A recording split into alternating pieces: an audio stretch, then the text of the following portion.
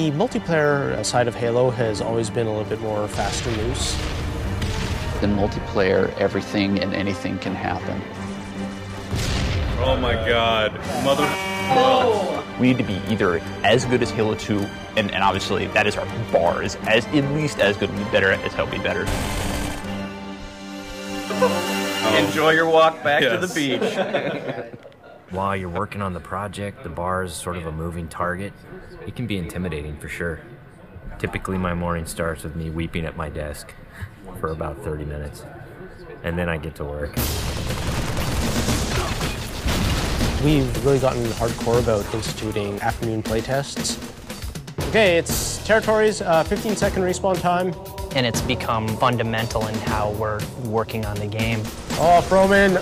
Oh, you're so close. From day one, people have been in there playing it, which really refines the gameplay. It was horrible there. Oh, who broke territories?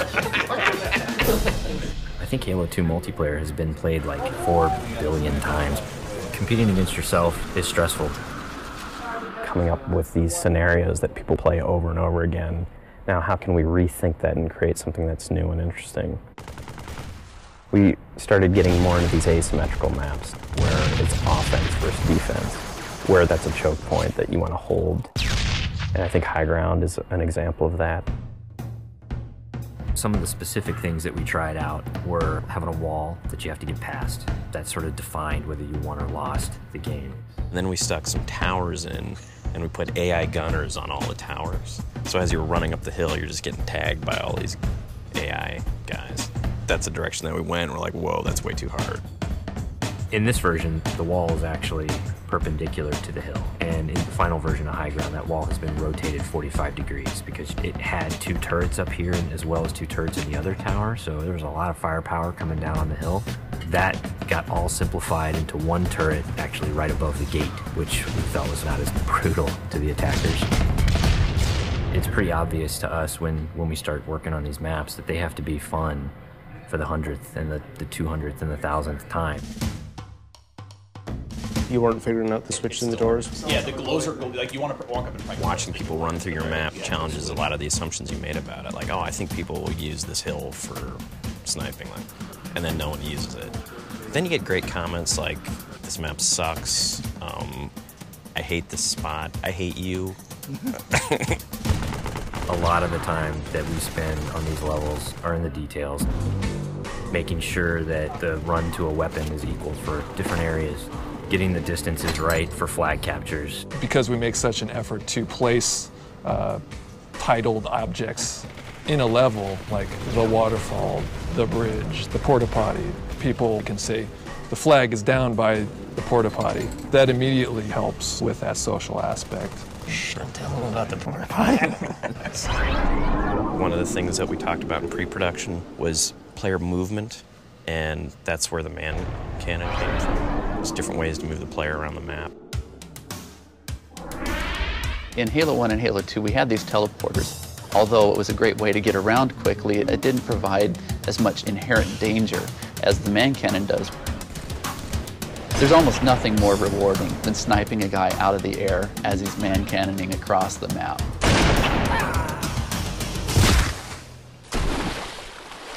Whatever weapon that you start off every round with is going to really affect the decisions you make.